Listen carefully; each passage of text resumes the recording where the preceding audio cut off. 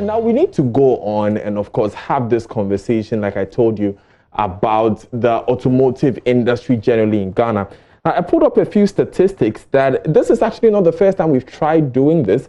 Ghana's first vehicle assembly plant was opened in Accra on February 2nd, 1969. Now, there was a daily graphic publication of February 3, Autopass Vehicle Assembly Plant, which was then Ring Road North Industrial Area, not very far from Kokomeme where we are. It was equipped to produce 600 Nissan cars, 600 buses, pickups, and trucks a year.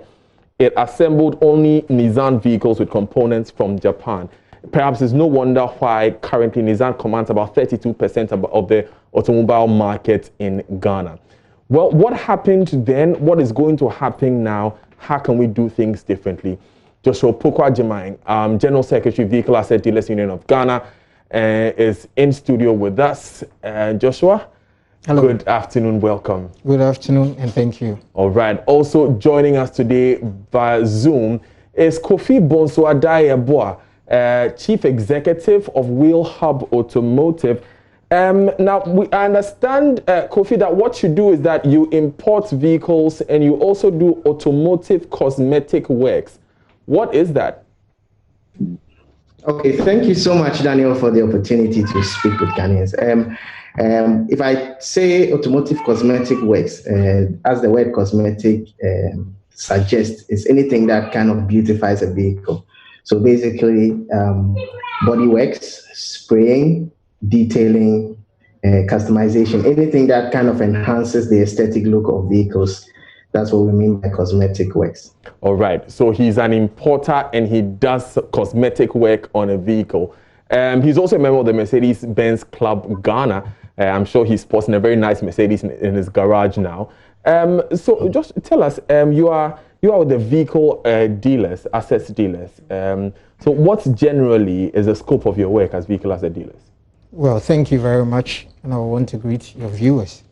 Generally, what we do is we import mainly repairable salvaged vehicles into the country, and we also rebuild or we reassemble depending on the damage and the issue with the car. Most often, the cars that we bring here have minor dents. And so you would have to change a fender, a bumper, or a windscreen and respray it. And sometimes you also have to change a key and reprogram a key for it. So this is what we also do.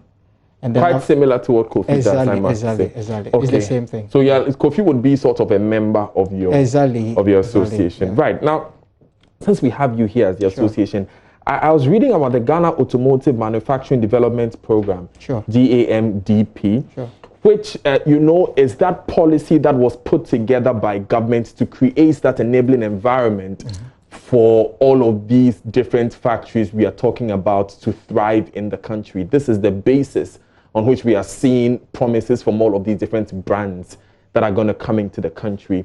Josh, what do you make of this policy? First of all, were you consulted? And are you satisfied with the finished work? Well, I will want to say that we were part of the formation, the drafting stage of this policy, and we were consulted during the meetings in about a year and a half now to date.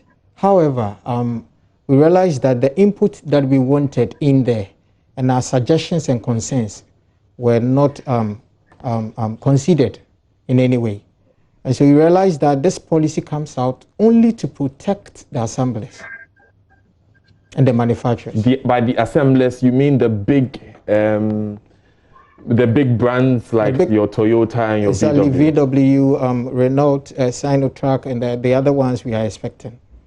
So you realize that this policy protects them, and then it gives them incentives and also explains a lot of terms that is used in their industry, leaving us aside. So I would say that this policy was mainly a policy drafted for the assemblers and manufacturers, since our inputs can't be found anywhere in there.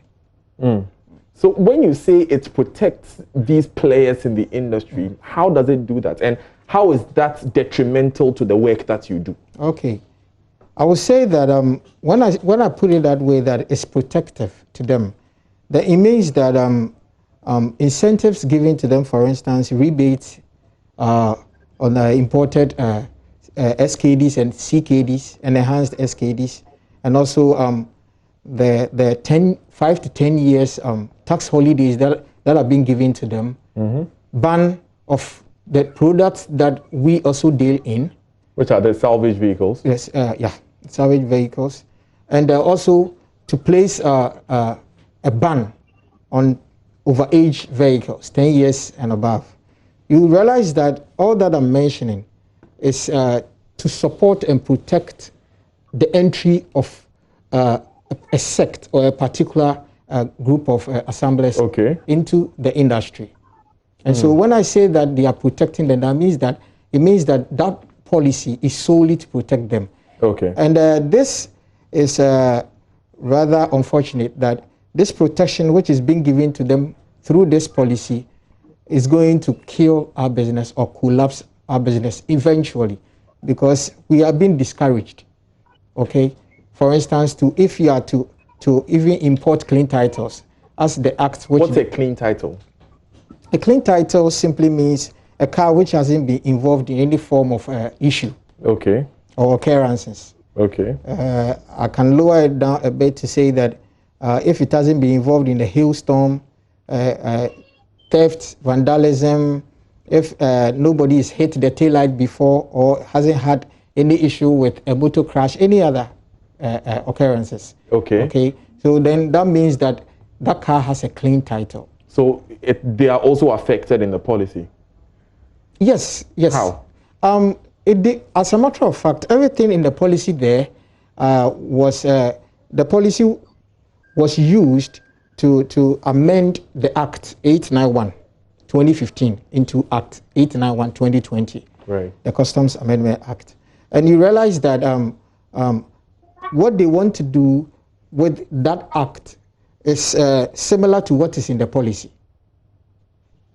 Okay, it's similar to what is in the policy by banning these cars, as I'm saying, and then introducing certificate of conformance and all that to discourage the importation of these salvaged cars that we deal in. Right. Okay, so you realize that this clean title thing is there in the definition of the Act, the Act 891, Section 151. You realize that the definition is so clear and it is there that we are to bring clean title cars. Only. Interesting. Let me get what Kofi thinks joining us on Zoom. So quite eye-opening here, the conversation we are having. Tax holidays for these companies. There's also a ban on salvaged vehicles, a ban on overage vehicles. Only clean titles, which are basically cars that have not been involved in any accident or hailstorm or fender benders. Only those clean titles can be brought in. Kofi, do you agree with Joshua here that this will destroy your business? Yes, Daniel, I totally agree with my brother there. I have a section of the Act which says that it's sort of kind of defines what a salvage motor vehicle is.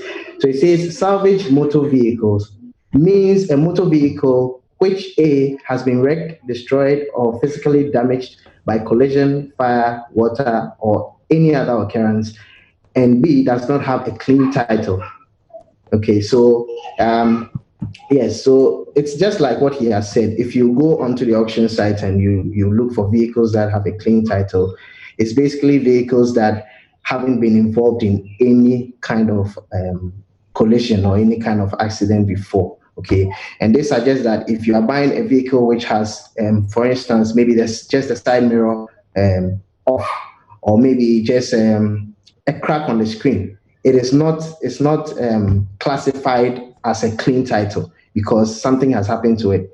So, and I think it's a bit harsh because if I should buy a vehicle with a broken windscreen from the US and import to Ghana, and I'm told that this is a salvage vehicle, so you can't allow it, I honestly don't see how that makes sense. So I think, yes, he's right. It is really destroying our business, and in a long run, it's going to cause a lot of problems for us.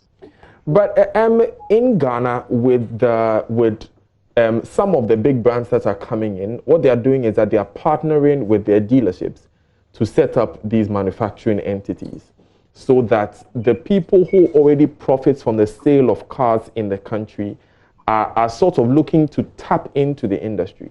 Is there no way that you can also tweak the business model to benefit from this new way of doing things? Well, I would say that we've always been here with these dealerships. They've been there. And every automobile industry in any country is segmented. You have the group of people who patronize a section of these particular cars we're talking about, brand new cars and slightly used cars. That has been there, and it's been there. Every country has a segmented a market like that. And so if, for instance, they've been dealing in these brand new cars, advantage to them is that now they have their counterparts, their manufacturers or assemblers here in Ghana to assemble. God being so good, they have incentives which will help them minimize the cost and make them affordable for the Ghanaian populace. So why then are they afraid of competition? Why then don't they stick to the segment of the market which all these while have been patronizing their product? In this case, we're talking about these big institutions and governmental institutions. Hope you get me? Okay. And we have a sector of the populace we are also supplying a product to, and we target. And it's normally the middle class and the lower class, whose income and salaries, for that matter, are very low. And so if we move to adjust ourselves, probably, to their level, that in that case, who will serve the lower and the middle classes, which happens to be our target. Now, import replacement, we understand, Kofi, is one of the main ideas. The question, and Joshua was asking a question about why is there a fear to compete, but the question is, and experts would say that the market already is very small. We understand that only 450,000 units are imported into the sub-region per year. And so it will be difficult for these companies to thrive and, make the money and hire people whilst we are still importing cars into the country. Is that not the case? Well, I believe that there's a market for brand new cars.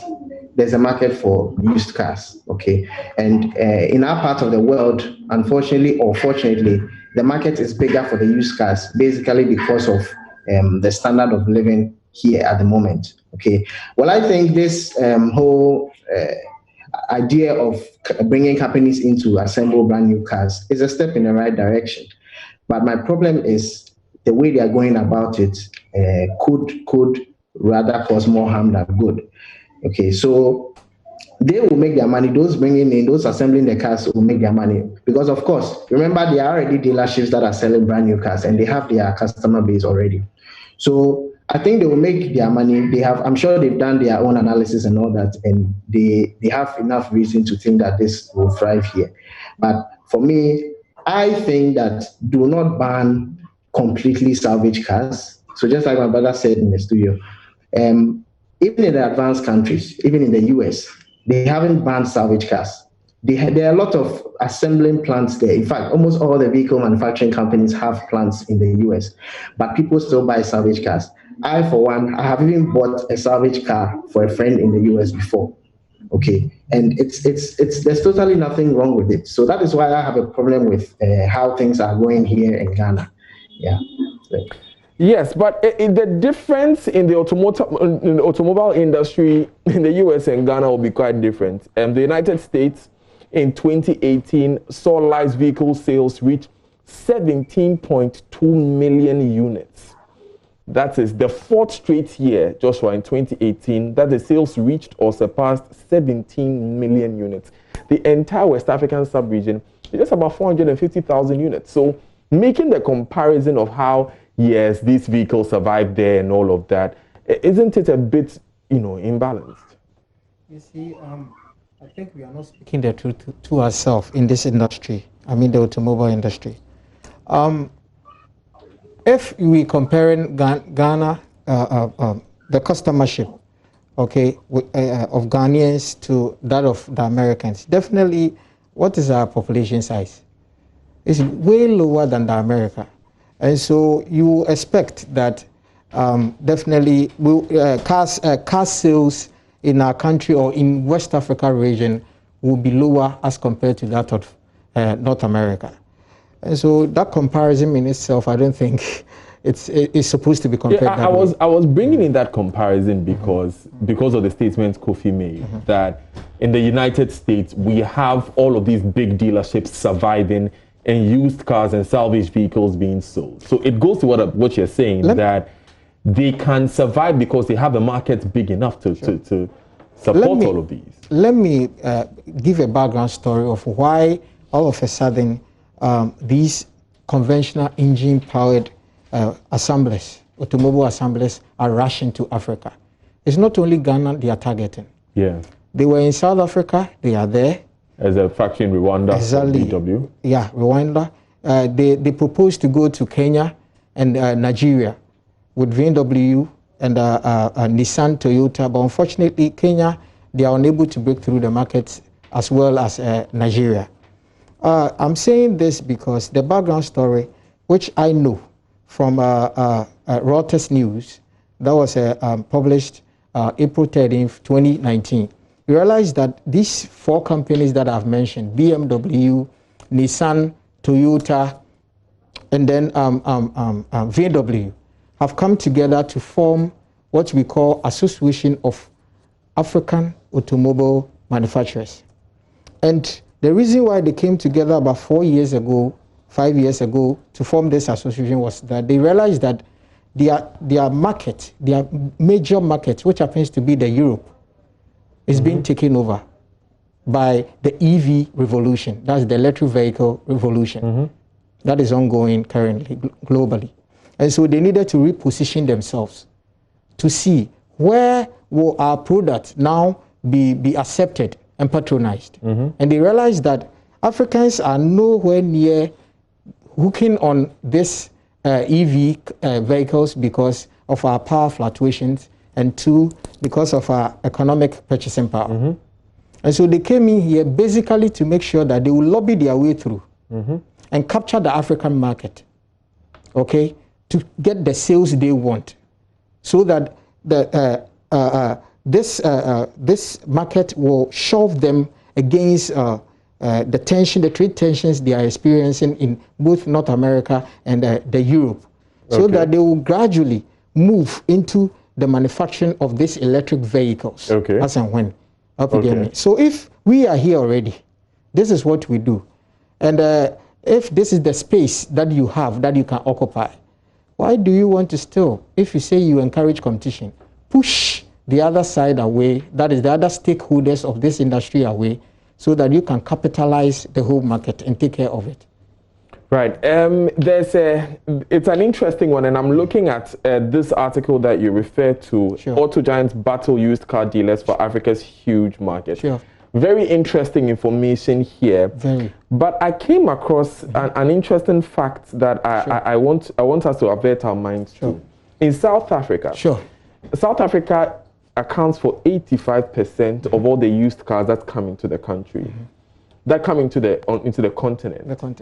85%. That is only 1% of the 1 billion cars that are manufactured worldwide.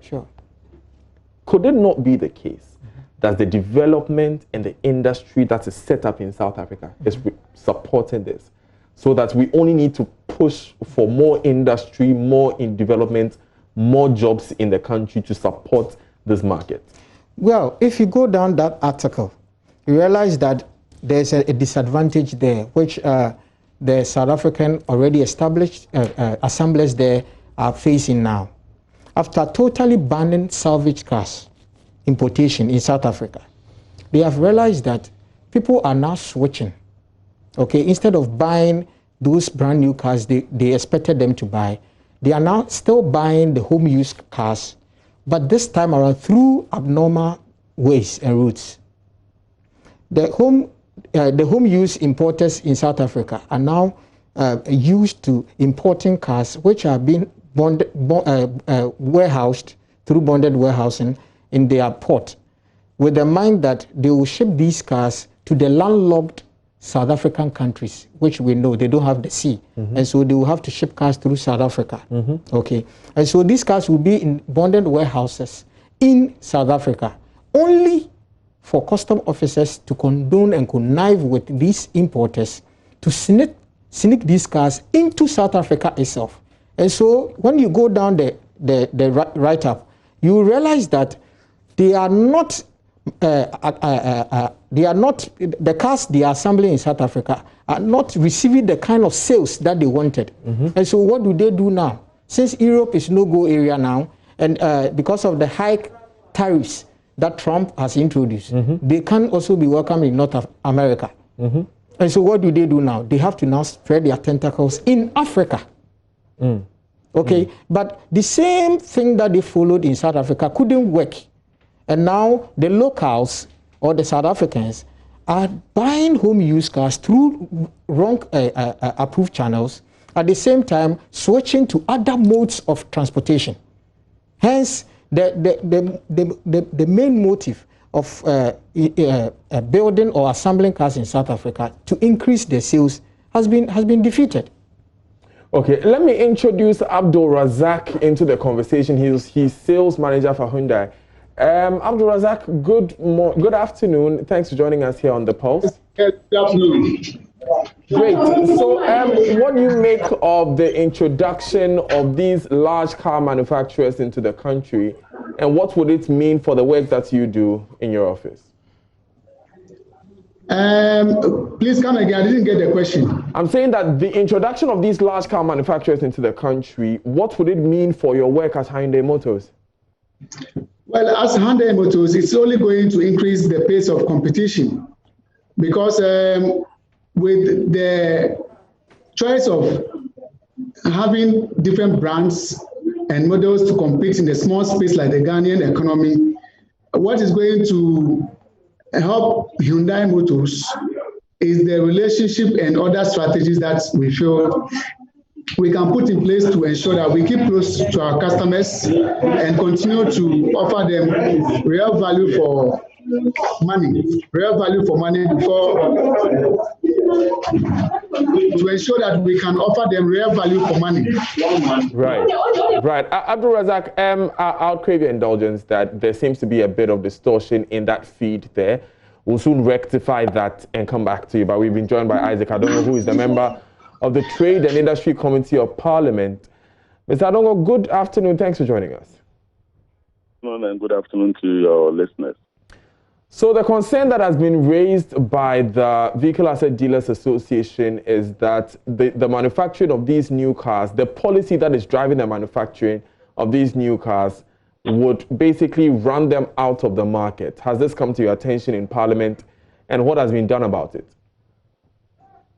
Yeah, of course, we are quite clear that in a country where we struggle to create jobs, the informal sector, obviously managed by our brothers who are in the automotive industry and who are importing second-hand vehicles, are going to lose their jobs. And it is not just them, but also the artisans and the people that are working at Abosokai, Swami Magazine, and all of those that bring in spare parts to feed this huge industry are going to also be unemployed and will lose their jobs.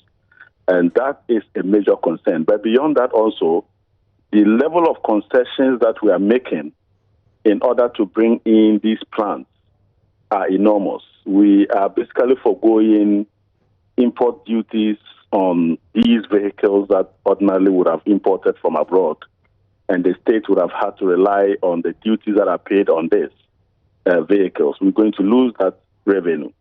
Apart from losing that revenue also, we also know that a large segment of the Ghanaian working class do not have the capacity to buy $20,000, $30,000 vehicles, and have had to rely on these imported second-hand vehicles. They won't be able to have access to these vehicles anymore. and we need to raise a lot of loans in order to buy this. So technically what we are doing is that we are sacrificing our revenue for national development.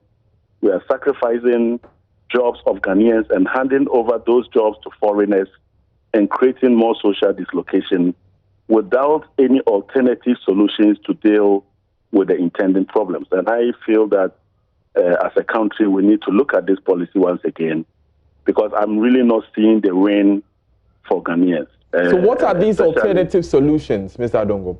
If you say we have to look at these policies again, what changes would you have us apply? In the first place, we didn't need to make those concessions. If those vehicles that were coming in are more competitive than those that are coming from second-hand vehicles, the market will automatically direct consumers to those vehicles. Why would you want to protect the market for them at the expense of your own citizenry and at the expense of your own revenues that you need to develop this country? And so for me, we would have had to allow the market to operate. And if they didn't find it attractive to come here because they are not competitive, it means clearly that they were not necessary for our country. But the fact that we have had to make sacrifices, including creating unemployment for our own people and taking away businesses that our own people are doing in order to protect foreign entities that are coming here, clearly that is not a proper allocation of resources. And we have actually taken the wrong policy choice on this matter. So to make it clear, your solution, Mr. Adongo, would be my way or the highway. Compete with the local market as it is, or take your business elsewhere in the subcontinent. Exactly so, because if you do any analysis, you'll come to realize that the people of Ghana are the losers for it. Because one, for those who have to rely on these second-hand vehicles that are cheaper, they won't have them, and they will be struggling to buy these new vehicles, and they just don't have the capacity to do so. To the people who are servicing that industry, and a large chunk of them, you find them in Abosokan, you find them in our little corners, you find them in Swami and all those places across the country. They basically are going to go out of business. Right. And the question is, for a country that struggles to create jobs, is this the way to go?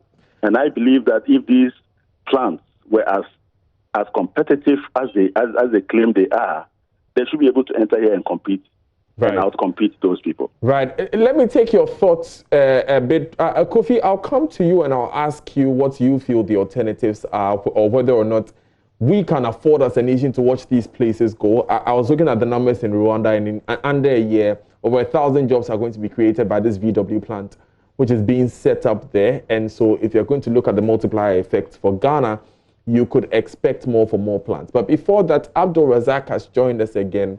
You are on the formalized end of car dealerships in the country. Do you have any expectations of government now that the market is going to be more competitive?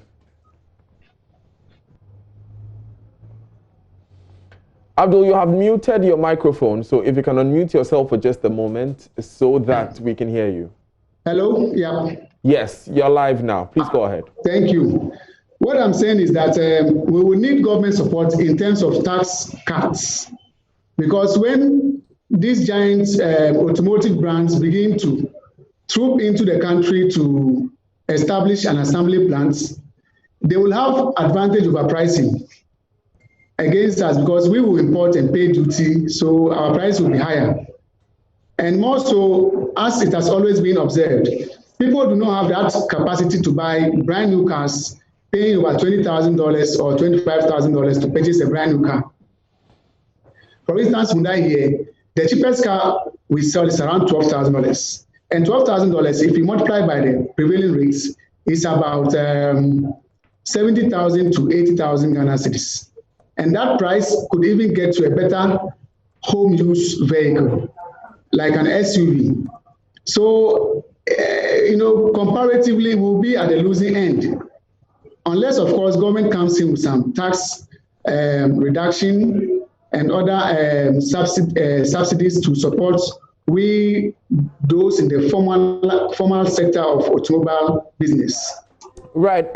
Just a quick one on what you said about how those who are going to manufacture in the country may have it better off. We have found in a number of other industries, like the plastics industry, the cable manufacturing industry, the furniture industry, that goods imported from economies like China are actually cheaper despite the import duties, because first of all, labor is cheaper in those economies, cost of credit is cheaper in those economies, taxes are lower in those economies than they are here, and cost of power and what have you. So you find that vehicles or commodities manufactured locally are often more expensive than those we import. It varies because, you know, in the automobile business, all the cars that we bring are manufactured from Korea, and even though labor may be cheaper in Korea, it is much cheaper in Ghana than the labor cost in Korea or China, and we do not have that economic purchasing power by most of our targeted audience or targeted groups who we want to go into buying cars from us.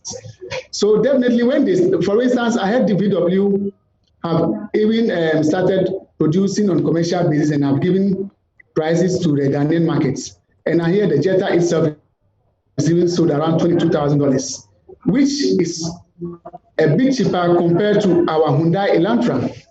Our Hyundai Elantra is around $23,000, even at a discounted price. And if the VW Jetta, which is deemed to be an European brand, and is also seen to be a little bit prestigious over the Hyundai brand because of the German Asian team, German Korean team, people will say, okay, if it's $1,000 difference between Hyundai Elantra and VW Jetta, why don't I buy the VW Jetta, which is a German brand? Because we all have the perception that German cars are better than the other vehicles coming from other regions. Interesting, very interesting thoughts there. And yeah, it does paint quite the picture for us. So let me go to Kofi, who has rejoined us. Kofi, the solution that Mr. Adongo, the Member of Parliament, had was, look, tell them our rules or let them walk away. But realistically, can we afford to watch all of these industries set up somewhere else in the subcontinent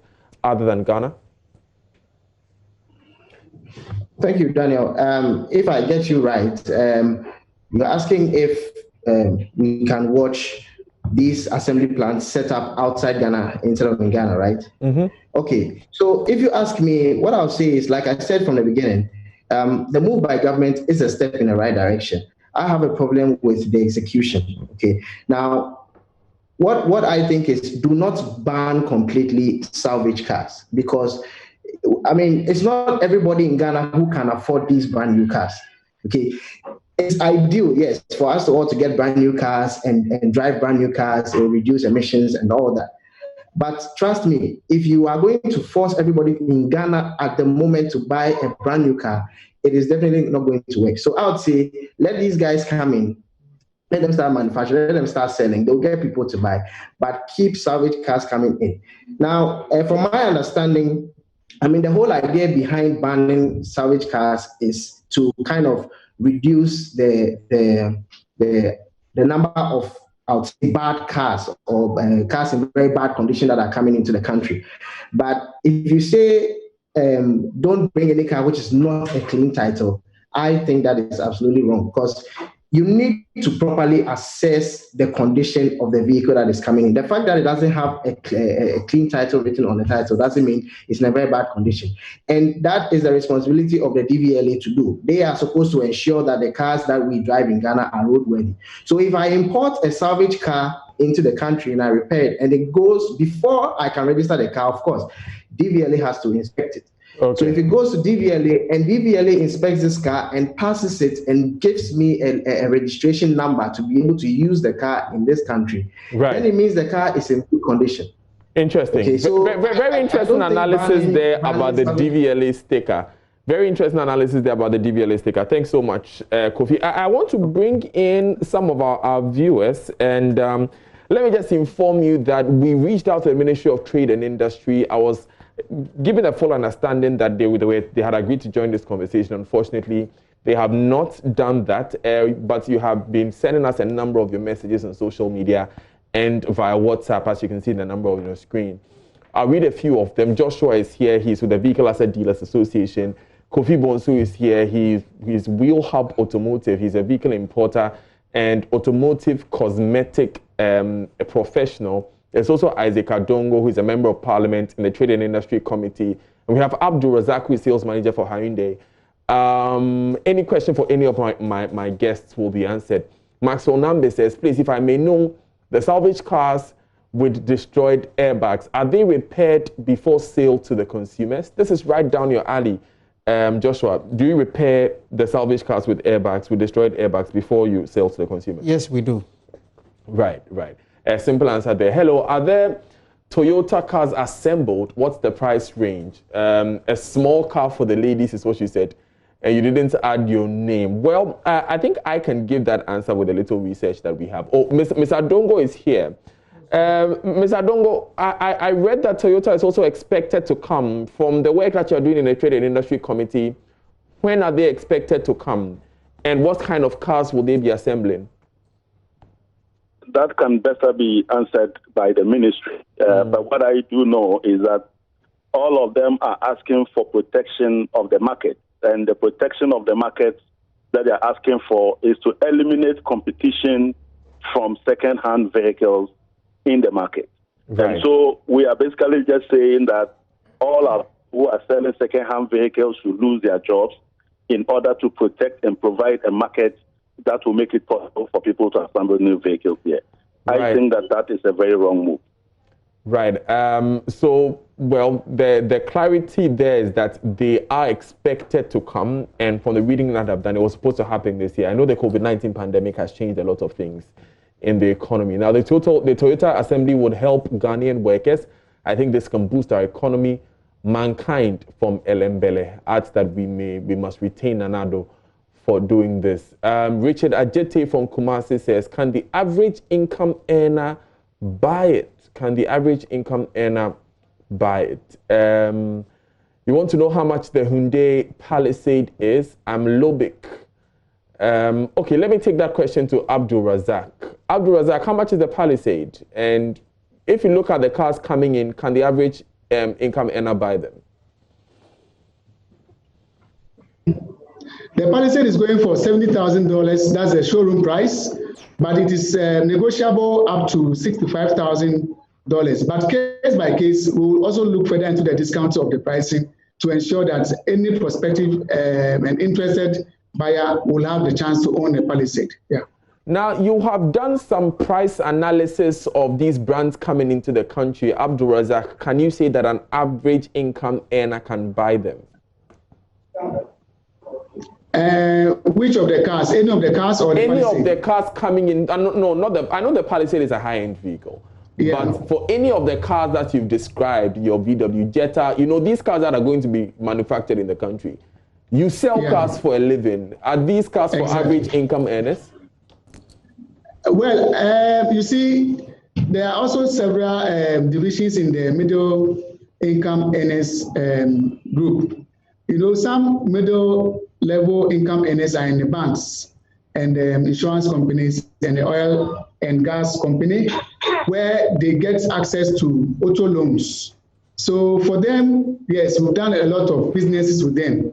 But the average person who doesn't earn that much will have it difficult to buy a brand new car that is worth over $20,000. Okay. My name is Sam at Ablekuma. Thank you very much, Abdul Razak. My concern is that one thing I think we should also consider is that the automobile industries coming to Ghana's market wouldn't be in a position to serve Ghanaians. Fact is, if I were to buy a 2018 model of a vehicle in today's 2020 manufacturing year, will the industry be able to produce this vehicle I look to buy? Say a 2017 Toyota Corolla. Please, let's understand that the ban on importation of second-hand salvaged vehicles is rather not here to help us at all, especially the middle or lower class working citizens. Interesting points there. Daniel Nyameche from Kintampo Centers 1. So that was not a question. He says, what is government doing to support Kantanka Automobile Company, who is a proud Ghanaian and could create more jobs to absorb many Ghanaian youth in the country? That's your message there. Most car manufacturers pay their workers well, whilst full-time positions are usually considered. most thanks to robust benefits packages, all workers are usually given a decent wage. Manufacturing as a whole, you didn't add your name to that one. This one says manufacturing as a whole tends to pay better than retail industries, restaurant, customer service jobs. This is because they need skilled people who can think critically and solve problems. There's also a good deal of safety training and other considerations. So mankind from Elembele and Kofi, and you understand are an engineer by training, if my memory serves me well, Kofi. So that question of skilled labor and there being an opportunity for skilled labor like you working in the manufacturing industry, that must also be considered, yes? Yes, definitely it must be considered. I mean, this is definitely an opportunity for Ghanaian engineers and professionals within the automotive industry to actually get some employment. And I would definitely advocate for some training. In fact, these companies should definitely make room for training for our engineers and our automotive professionals so that they can also work with them. And I think definitely, yes, that must be considered. I would like to know if we can still ship in clean title vehicles that are less than 10 years old. Raymond Abil watching us live from Houston, Texas. Good afternoon, Raymond. Or well, whichever time it is in Houston, Texas, that is. Joshua, sure. Clean titles less than 10 years old, can they be shipped in? Yes, they can be shipped in. Okay. Good afternoon, JoyNews. In our country, very few people earn above 2,500 Ghana cedis a month. What is the assurance of many Ghanaians buying a car above 50K or 50,000? Those manufacturers, will they be producing new backdated cars that will be cheaper, or they will only produce new ones? Is there any possibility of influence from those companies in the passing of that act of parliament? Joshua here says they heavily influence this policy. Yeah. Interesting. Albert from Koforidia, that's your answer. How many Ghanaian workers can afford to buy? I'm getting a lot of this question. A lot of different variants of this question. Sure. How can we afford this? How many can we do this? Let me, Joshua, you want to make a point on that? Yes, I wanted to make a point because, you know, as I earlier said, that every society is economically stratified. There's no way all of a sudden, because of this upcoming assemblies into Ghana, then all Ghanaians will equally become rich overnight and then can afford servicing a loan for a brand new car. Not at all. That is what society, that is one of the fundamentals of every society. Okay. It is stratified. Okay. So the market as accordingly is also segmented. And so you target your group and then you supply what you want to supply to them. Abdul, what would you say is the size of the brand new car market in Ghana? How many units on the average would you say are moved in a year? Can you give me that figure?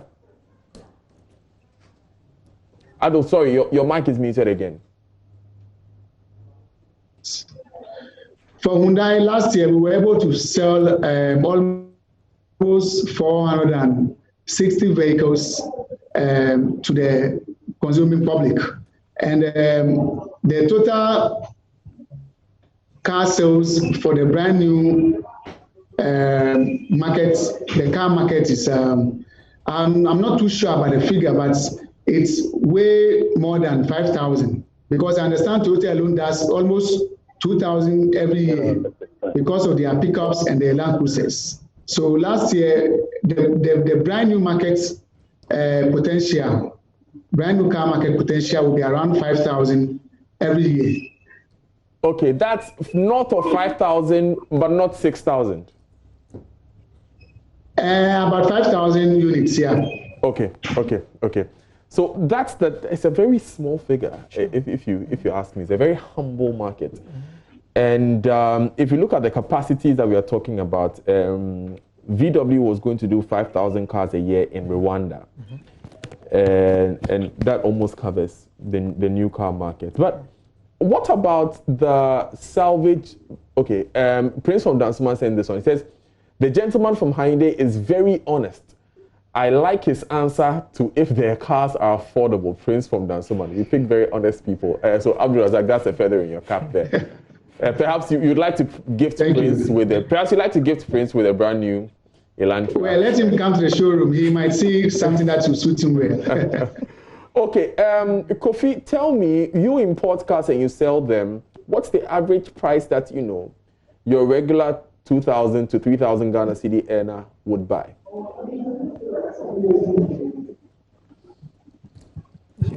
Do I still have Kofi with me? Okay, I think that's a question. Whilst Kofi fixes his sound, I think that's a question that you can pick up. Okay, so Kofi is on. Kofi, what would you say is a regular price for an average Ghanaian? So most of the orders we get are in the region of maybe 40,000 to about 50,000 max. 40,000 to 50,000 cedis, right? Cedis, yes, cedis. Yes, yes. And I mean, if you are talking about dollars, this is less than $10,000. Yes, yes. I just want to get the exact. Joshua, what's your number? Number as in average car price, Ghana. Oh, well, we have the lowest now on our market is 19,000 Ghana cedis. That's the Daewoo Mates. The lowest. I want average. Average. Let's give ourselves 35,000 to 48,000 Ghana cedis. 35,000 to 48,000 Ghana cedis, and we had 40 to 50,000 from Kofi. So let me say 40,000 Ghana cedis. 40,000 Ghana cedis is $6,900. Sure. If I'm going to put an average in the middle there, $6,922 is how much you out there, Prince from Dansuman, says that's how much you would, on the average, shell out for a vehicle. We are looking at $22,000 to $23,000 for some of the cars coming in. Sure. And that is quite the tall order. So I guess it's a choice. But listen, and I'm gonna pass it round. Isn't it down to a choice that the buyer would have to make? Abdul Razak.